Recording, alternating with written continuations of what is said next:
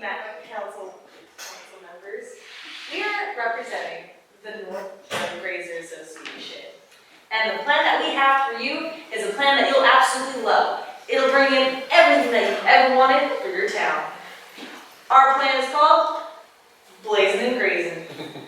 My name is Mary Marsh. I'm Alexa. I'm Nicholas. I'm Dustin. I'm Katie. I'm Sky. And these are also fellow representatives for our Grazers Association.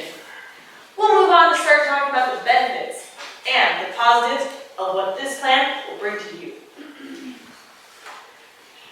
Okay, so for this land, for the Elkis Ranch, what our proposal is, we want to make this a land for a rehabilitation center for animals, or I'm sorry, not rehabilitation center for animals. And what we want to do is take like exotic animals and have for the public. And so it's like a tourist attraction.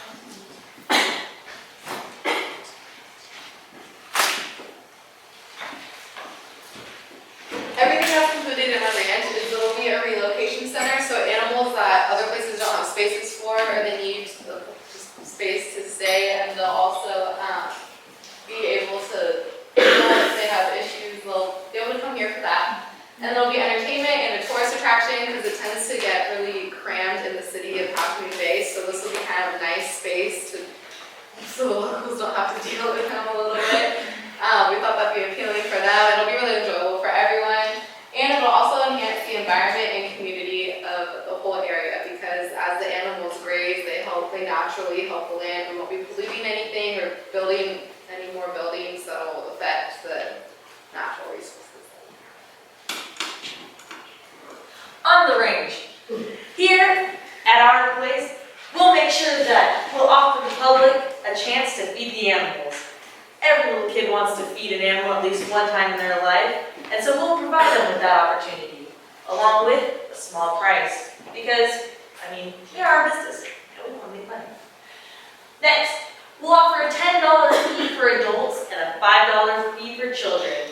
Compare this to other amusement parks and other places that people go to, this is a pretty generous offer. Following that is picnic benches. So, if you want to have your lunch and set up and eat while you're here, that's absolutely okay. Along with that, we'll also offer lunch specials. Next, we have a weekly campfire night.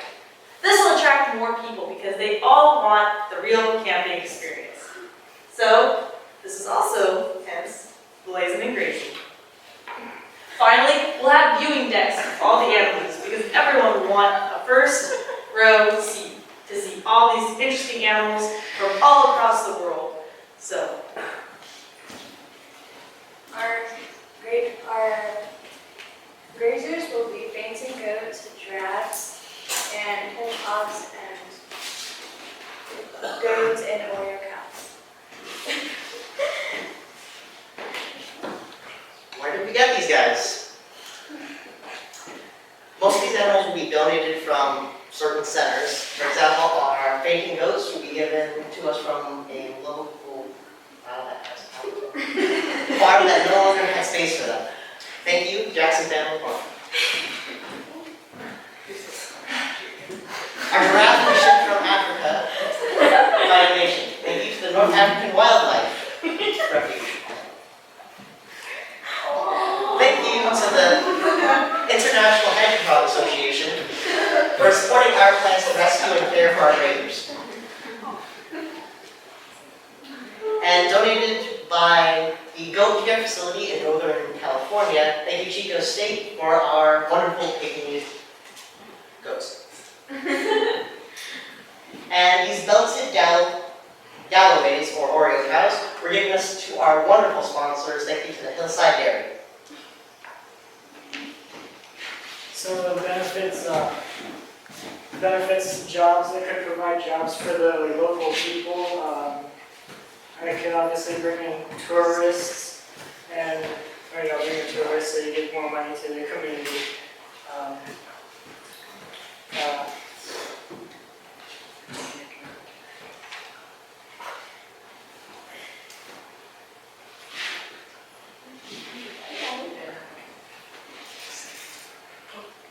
You're walking out.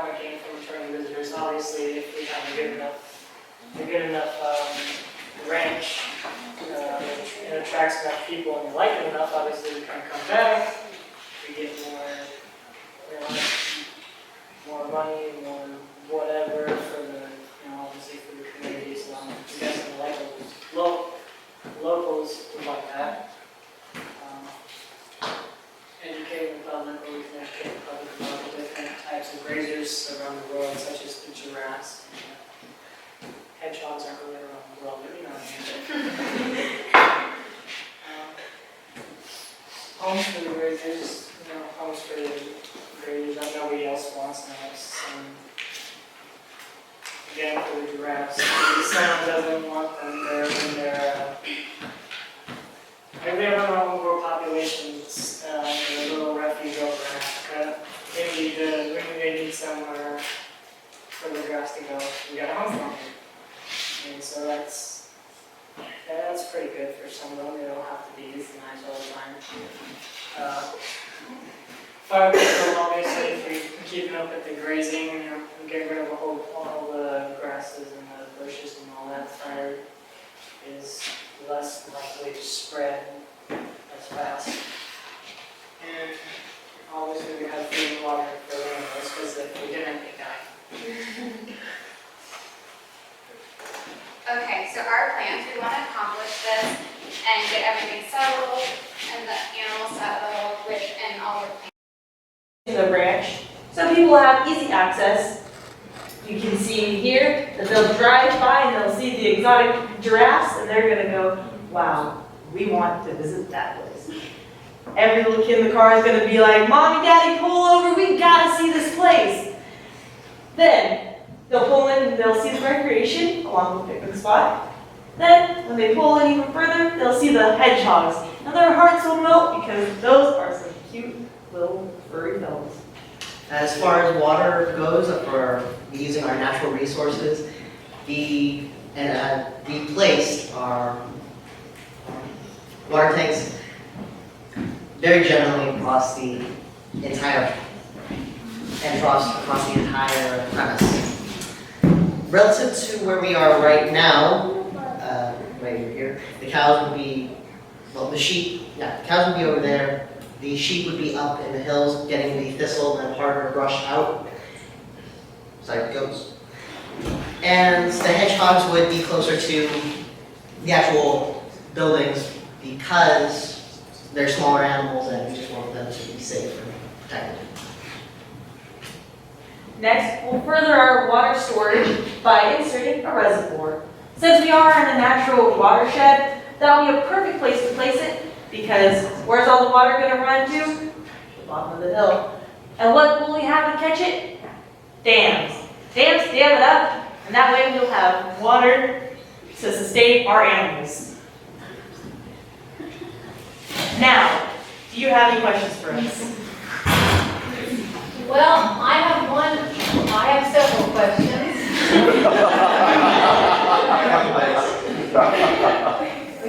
Do you have fences necessary to keep these exotic critters contained on the ranch so they don't get out to the neighbor's property and perhaps graze on their land? Absolutely. We even have a portion of our budget cut out for fences.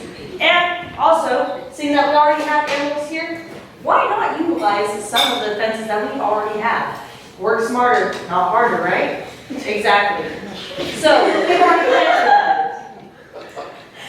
How high does a giraffe need to be? That's something that we're going to have to research. You look at that. Question about how tall your hedgehog fences are going to be, and how you're going to keep things from getting in and eating them. The hedgehog enclosure, more or less, would be entirely closed. It would be able to sustain both the environment and what they are grazing. But the full enclosure would keep out, well, something from eating our hedgehogs. It would really model that of a rabbit farm. Seeing that with the rabbit cages and everything. Seeing that they're little, about the same size. So, that's our plan. And our point of reference. People just crawl around on your knees to see them. Oh, absolutely not. and then we have the cages. So it's double protection.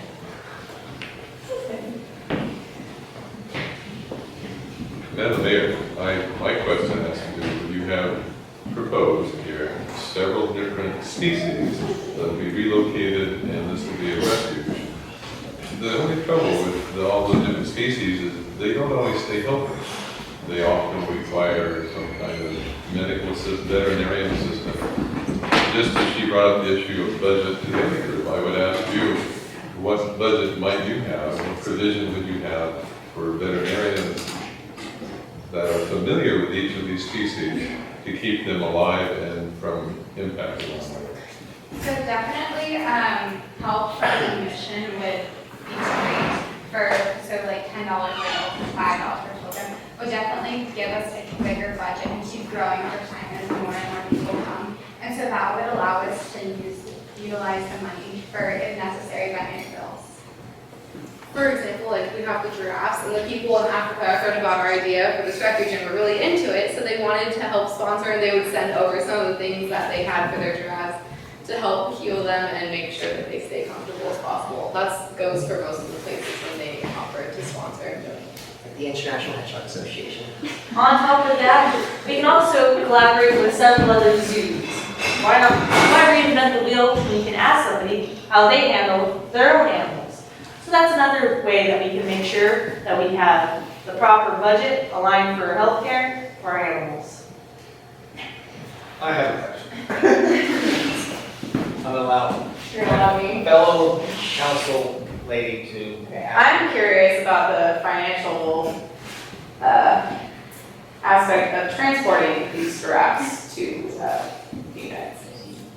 Absolutely, as anyone would. Well, that's another thing that we have to talk it over with other zoos to make sure that we can find the best plan for our animals to be shipped over here. They may actually get it over. Why can't we? Are you gonna allow the animals to graze on the native vegetation? And if so, have you done a forage animal balance to know that you're not gonna overgraze and cause resource damage by these various species? Unfortunately, we have not addressed that yet. However, seeing that you brought it to the front of our mind, we'll get right on that. Thank you. How much fence do you have to have, and how much do they eat? A lot, like, Animals people eat a lot too, but that's how a big challenge are they ideal?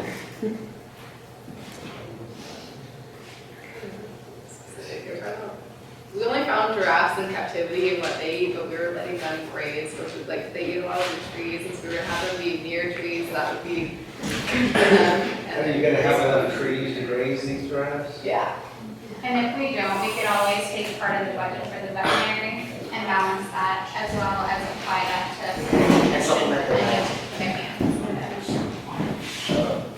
Okay. One last question. Have you done an environmental analysis to determine the effects of the native wildlife species by bringing in the exotics? Again, that's something that we haven't quite addressed yet. However, you also brought that to the front of our mind as well. So along with that and your previous suggestion, we'll have to look it over and we'll get back to you. Thank you.